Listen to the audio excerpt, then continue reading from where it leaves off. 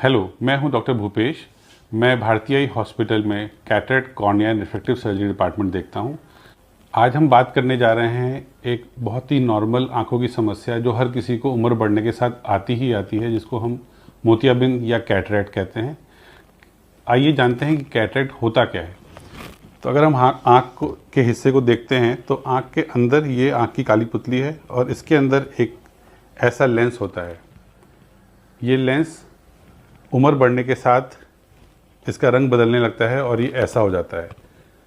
जैसे ही इसका रंग चेंज होता है, जो रोशनी बाहर से आती है वो आँख के अंदर नहीं जा पाती और हमें देखने में समस्या आने लगती है। इसी समस्या को कैटरेक्ट या मोतियाबिंद कहते हैं। कैटरेक्ट एक ऐसी बीमारी है जो हर किसी को कभी ना कभी किसी न किसी एज पे आती ही आती है। कुछ मरीज़ों को ये 60 साल में, कुछ मरीज़ों को ये 70 साल में, कुछ मरीज़ों को ये 80 साल की उम्र में भी आती है। मोतियाबिंद कई प्रकार के होते हैं। मोतियाबिंद बच्चों में भी हो सकता है, मोतियाबिंद चोट लगने के बाद भी हो सकता है, मोतियाबिंद उम्र बढ़ने के साथ भी हो सकता है। हालांकि सबसे कॉमन मोतियाबिंद उम्र बढ़ने के साथ होता है, लेकिन अगर किसी को आंखों में चोट लग जाए तो उसकी वजह से भी उसका लेंस ख़राब हो सकता है, उसको मोतियाबिंद बन सकता है। मोतियाबिंद का इलाज हमेशा एक ही इलाज होता है, जो कि ऑपरेशन होता है। अब सबसे ज़रूरी सवाल ये आता है कि मोतियाबिंद का ऑपरेशन कब कराना चाहिए। जब मरीज़ को दूर का नज़र देखने में दिक्कत आए, जब दूर की चीज़ें वो देख ना पाए, वो एक सही समय है मोतियाबिंद का ऑपरेशन कराने के लिए। जब तक किसी भी मरीज़ को चश्मे से अच्छा दिखाई पड़ रहा है, मोतियाबिंद के ऑपरेशन की ज़रूरत नहीं होती है। कैसे चूज़ करें कि मोतियाबिंद के लिए कौन सा ऑपरेशन सबसे अच्छा है। मोतियाबिंद के ऑपरेशन की अलग अलग टेक्निक्स हैं, जैसे फेकोएमल्सिफिकेशन, लेज़र ऑपरेशन और रोबोटिक लेज़र सर्जरी।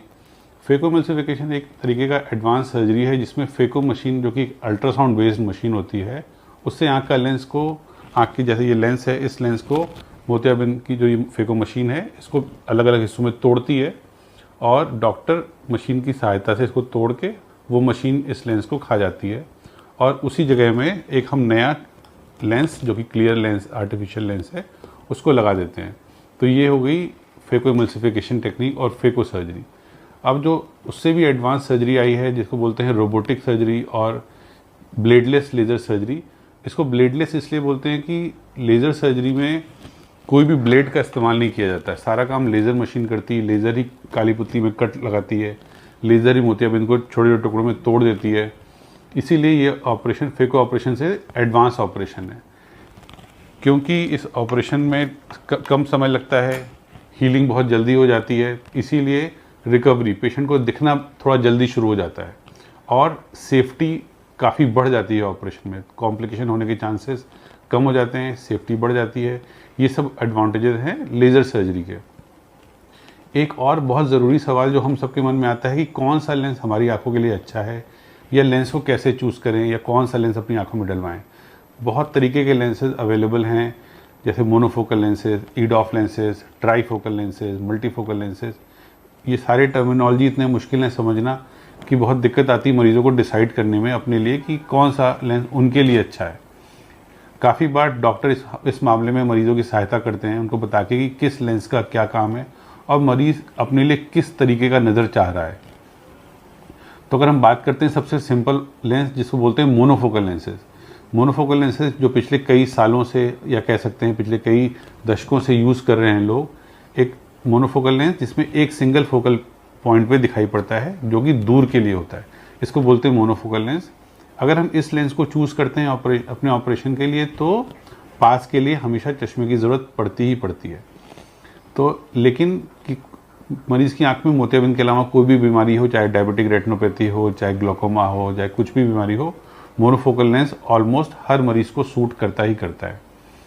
तो अगर आप पास के लिए चश्मा लगाने में आपको कोई तकलीफ नहीं है तो मोनोफोकल लेंसेज एक बहुत ही अच्छा विकल्प है आप लोगों के लिए।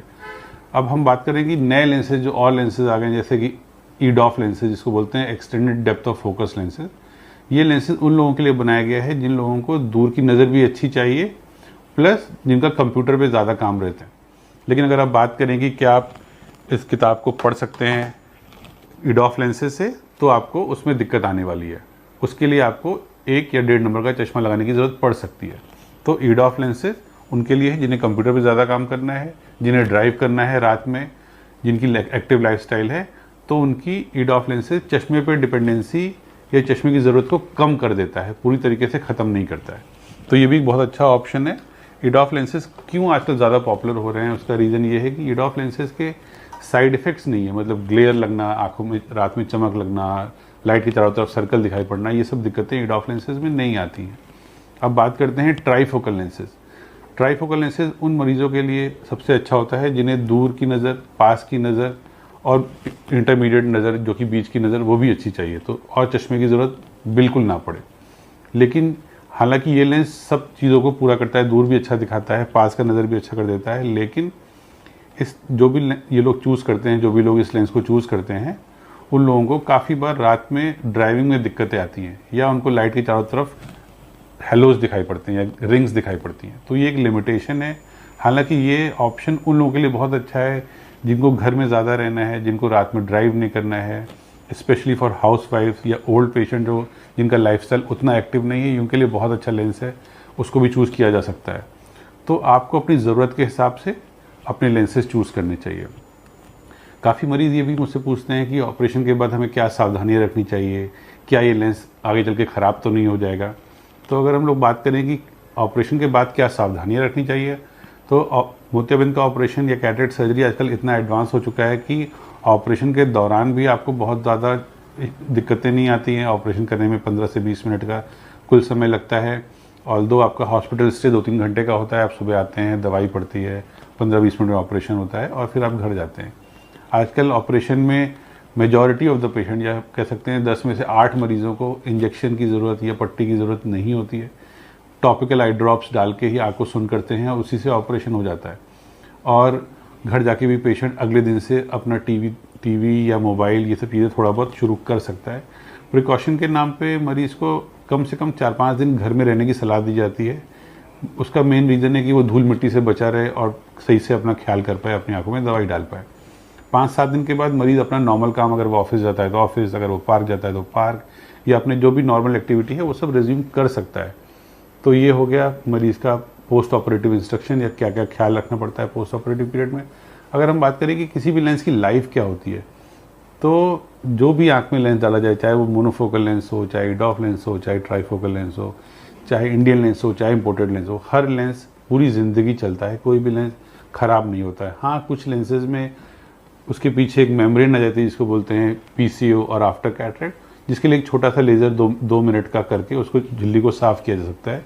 और ये झिल्ली भी सिर्फ लाइफ में एक बार ही बनती है। अगर आपने एक बार झिल्ली साफ़ करवा ली डॉक्टर से तो ये दोबारा नहीं बनेगी। और आजकल जितने भी एडवांस लेंसेज आ रहे हैं, जो भी इंपोर्टेड लेंसेज हैं, उसमें ये झिल्ली बनने का रेट बहुत कम है। अगर हम 1000 पेशेंट को लेंस डालते हैं कोई इंपोर्टेड, तो 1000 में से शायद 5 या 6 पेशेंट को झिल्ली बनेगी, बाकियों को नहीं बनेगी। तो इसलिए आजकल जो भी अच्छे लेंसेज हैं वो सब सूट कर सकते हैं आपको, बशर्ते आपको डिसाइड करना है कि आपको कब ऑपरेशन कराना है। ऑपरेशन करने में बहुत डिले नहीं करना चाहिए। एक पहले कॉन्सेप्ट था कि मोतियाबिंद पकने पे ही ऑपरेशन कराना चाहिए, अब वो कॉन्सेप्ट नहीं है, क्योंकि आज से 50 साल पहले, आज से 30 साल पहले लोगों की लाइफस्टाइल उतनी एक्टिव नहीं थी, लोग कंप्यूटर पे उतना काम नहीं करते थे, तो लोग इंतज़ार करते थे जब ये पक जाएगा तब हम ऑपरेशन कराएंगे, क्योंकि उसके बाद ऑपरेशन के बाद रिकवरी भी बहुत स्लो हुआ करती थी पहले। पर आजकल लाइफस्टाइल इतनी ज़्यादा एक्टिव है, हर किसी को कंप्यूटर पे, मोबाइल पे काम करना है, तो आपको अच्छा विजन चाहिए ही चाहिए। तो जब भी आपको लगे कि आप चश्मे से दूर की नज़र आपकी दिक्कत हो रही है, कमज़ोर हो रही है, तो वो सही समय है ऑपरेशन कराने का। मोतियाबिंद के बारे में अगर आप कुछ भी मुझसे जानना चाहते हैं तो आप आ सकते हैं भारतीय हॉस्पिटल GK1 में। Thank you.